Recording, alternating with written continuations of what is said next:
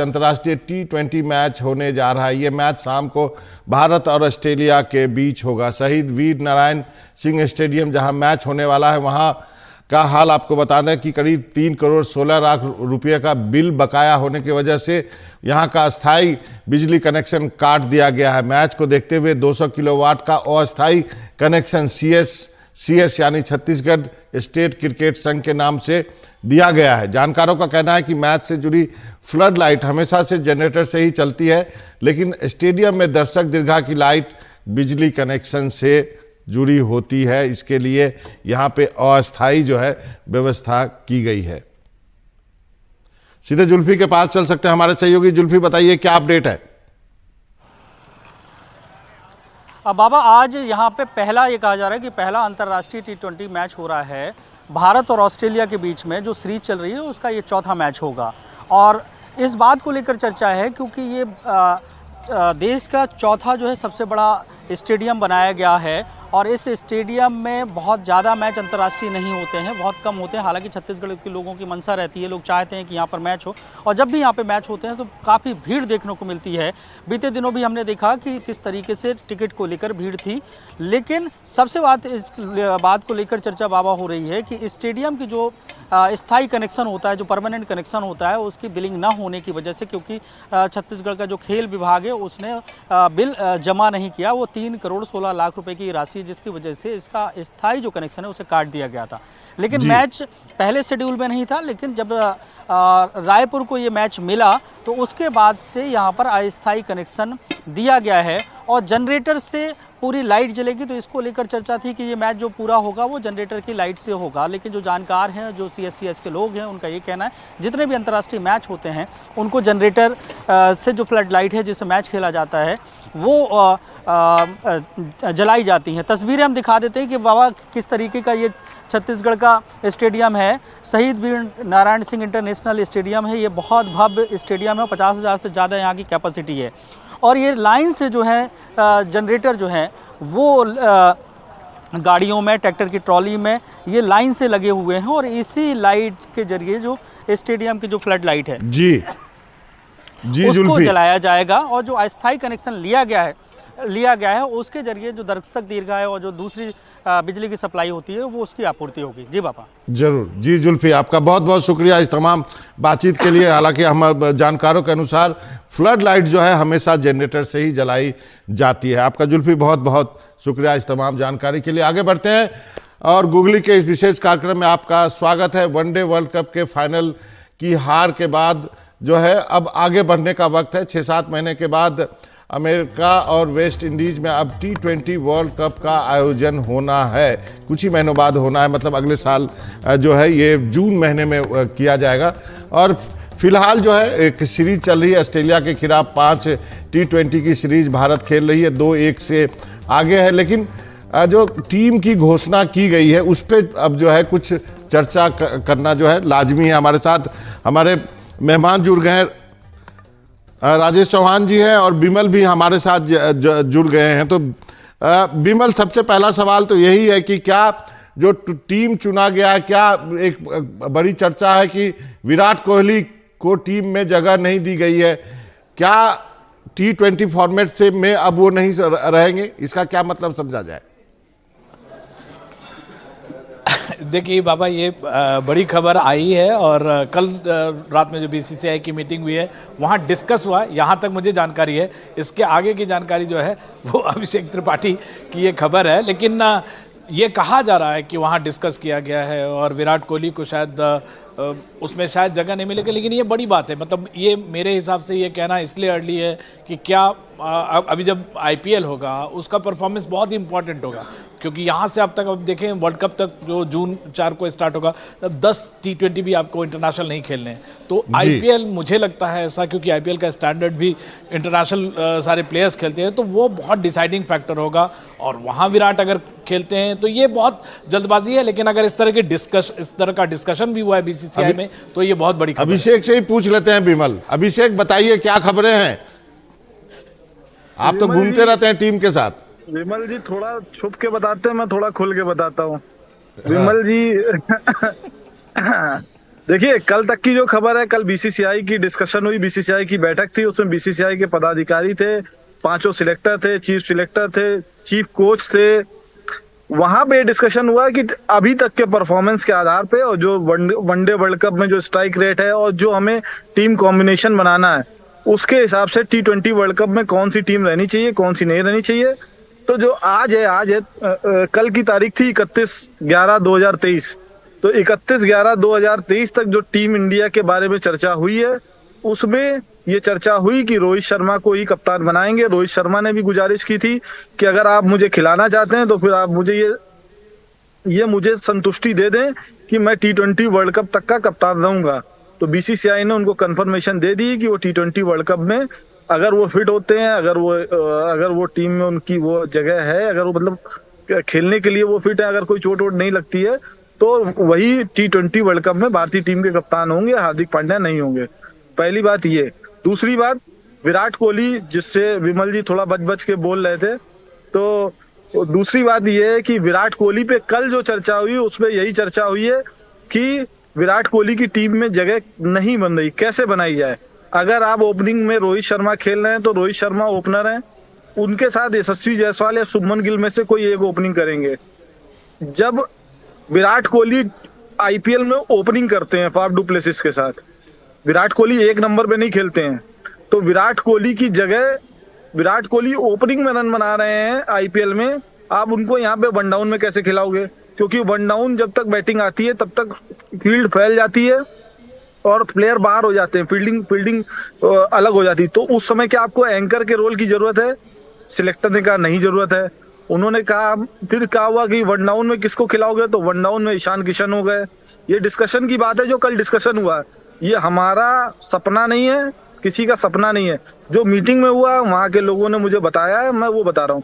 One down कौन खेलेगा? ईशान किशन खेलेंगे। सेकंड डाउन कौन खेलेगा? सूर्य कुमार यादव खेलेगा। थर्ड उसके ये हो गए ऊपर के आपके 4 प्लेयर। 5वें नंबर पर कौन खेलेगा?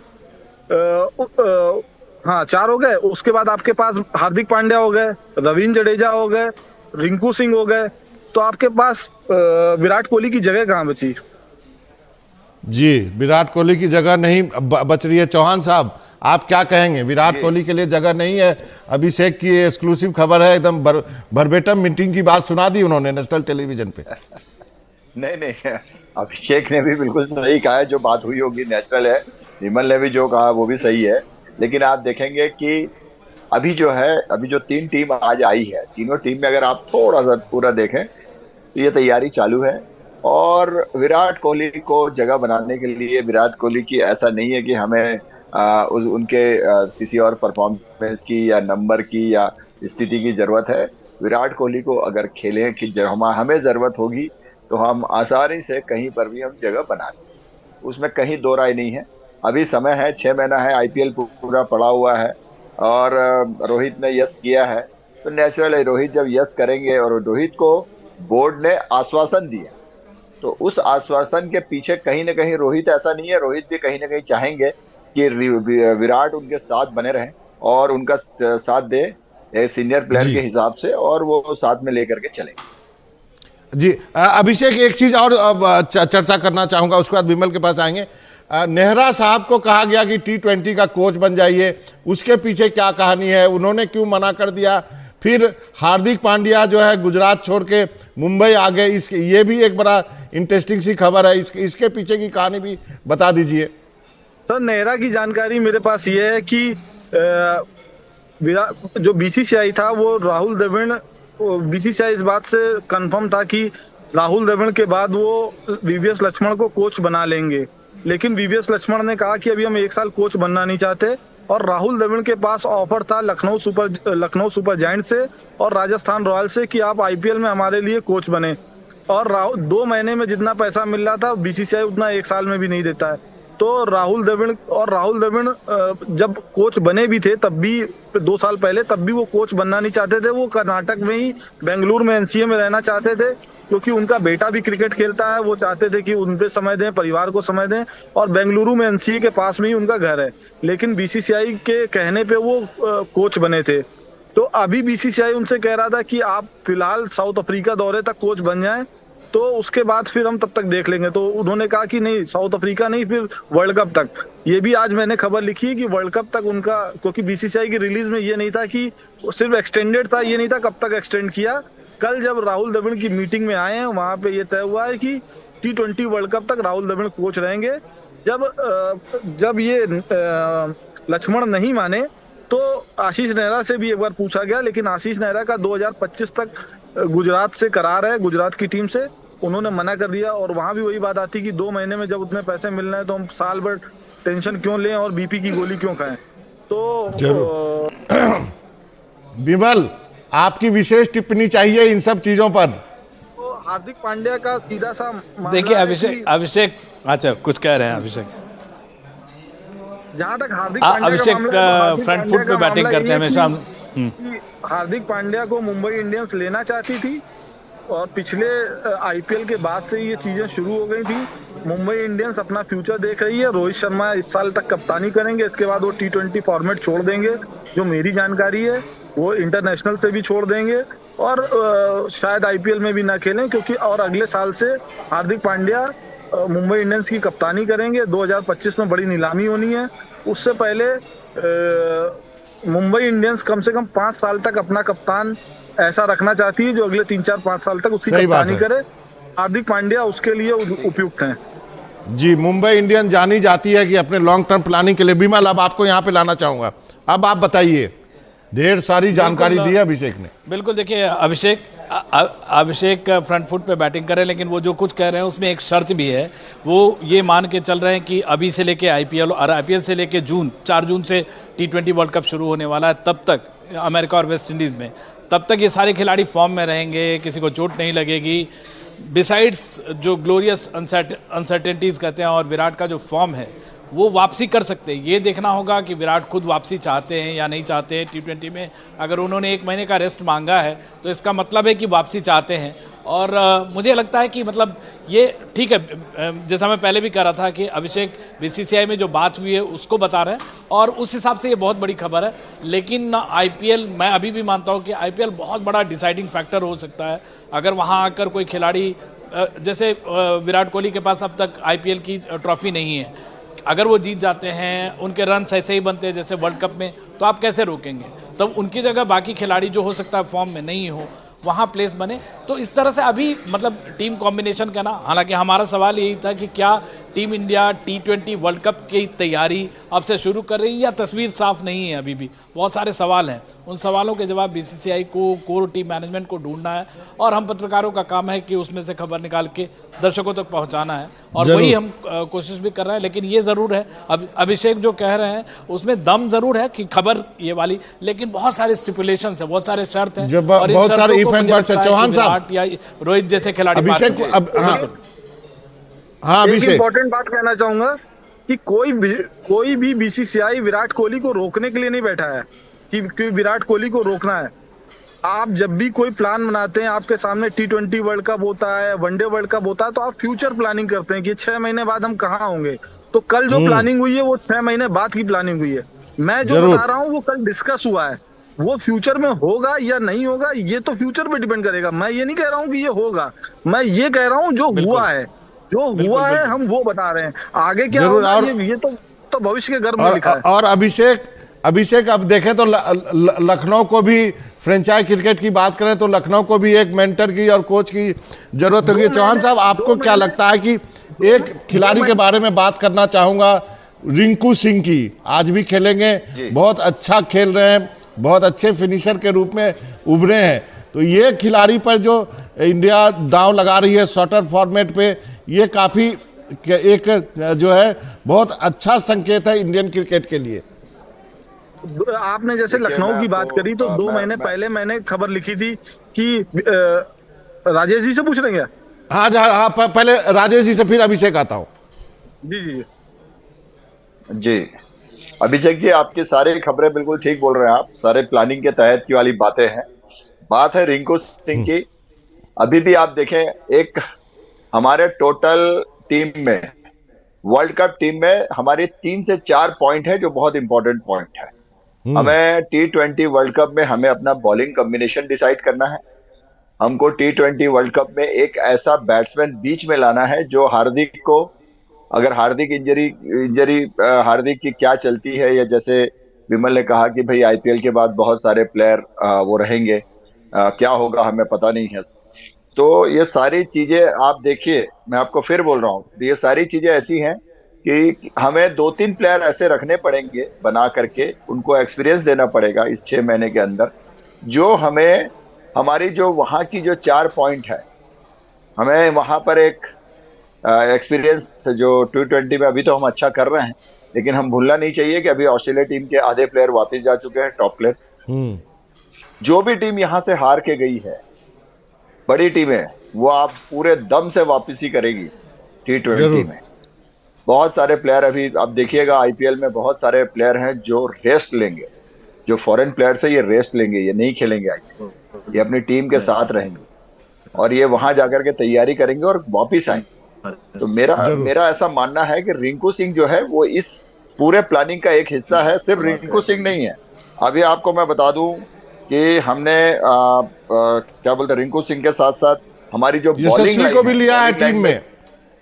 जी, यशस्वी को भी लिया है, तिलक भी है, एक Rajat, I don't know this player Rajat, but ठीक है जो भी है, साई सुदर्शन है। तो कुछ कुछ उनकी प्लानिंग के तहत चल रहा है कि अगर कोहली नहीं आते हैं तो हम किसको खिला जी। सकते हैं, कौन फॉर्म में रहेगा। अगर बीच में जाड़िया, क्या नाम है इसका, सॉरी, हार्दिक नहीं आते हैं तो रिंकू सिंह हमारे पास पीछे है। तो प्लान भी फिनिशर लेके है। चलना पड़ेगा, आपका कहना है, आपका कहना चौहान साहब की प्लान भी लेके चलना पड़ेगा। सोडी साहब भी हमारे साथ जुड़ गए। सोडी पाजी, आप मुझे ये बताइए कि बेंच स्ट्रेंथ जो है वो आपको भले ही सिरदर्द दे रहा हो, लेकिन वो अच्छी बात है आपके लिए। आपने अलग फॉर्मेट के लिए अब अलग अलग टीमें बना ली है। हालांकि रोहित को T20 की कप्तानी दे दी है फिलहाल, और आपने रेस्ट दिया है कुछ प्लेयर्स को। तो इसको आप कैसे देखते हैं? हमारा संपर्क टूट गया है लगता है। विमल, देखिए बाबा, जो सवाल आप सोडी से कर रहे हैं, मैं एक और जो दिलचस्प चीज़ है जिस पे आपका ध्यान अट्रैक्ट करना चाह रहा हूँ, जो कि हम 2013 के बाद जो चैंपियंस ट्रॉफी थी धोनी की कप्तानी में, उसके बाद से हम कोई जीते नहीं हैं। नॉकआउट टूर्नामेंट में हम कई बार हार रहे हैं। तो मेरा जो हम लोग सवाल उठा रहे हैं कि क्या जो हमारी कोर प्लानिंग चल रही है, क्या नॉकआउट में जो हार रहे हैं वो इंसिडेंटली हो रहा है, गेम है वैसा हो जाता है, या फिर कोई साइकोलॉजिकल रीज़न है, या कोई और भी प्लानिंग की रीज़न है। मैं बार बार उसकी ओर ध्यान खींचना चाह रहा हूँ कि अगर हम फाइनल में हारे हैं अभी, तो हमारी प्लानिंग वो होनी चाहिए कि नॉकआउट जो मैचेस होते हैं वहाँ पे हमारी हार नहीं हो। क्या इसके लिए साइकोलॉजी या जितने भी जो सपोर्ट स्टाफ का बहुत सारा ड्रिल्स होता है, बहुत सारा फॉर्मूला होता है, उसको इंट्रोस्पेक्ट करने की ज़रूरत है, उसके आत्ममंथन की ज़रूरत है, शायद वहाँ काम करने की ज़रूरत है। कोर टीम है, ठीक है, विराट रहेंगे या नहीं रहेंगे, या जो कोर टीम तैयार हो रही है, फिनिशर रिंकू सिंह रहेंगे, ओपनर कौन रहेगा, जो इनिंग को बिल्ड करेंगे 8 से 15 ओवर में, वहाँ भी एक अलग तरह की स्ट्रेटेजी होती है। वो सब टीम मैनेजमेंट का काम है। लेकिन जो बहुत इंपॉर्टेंट एस्पेक्ट है कि क्या नॉकआउट के लिए हम अलग प्लान कर रहे हैं।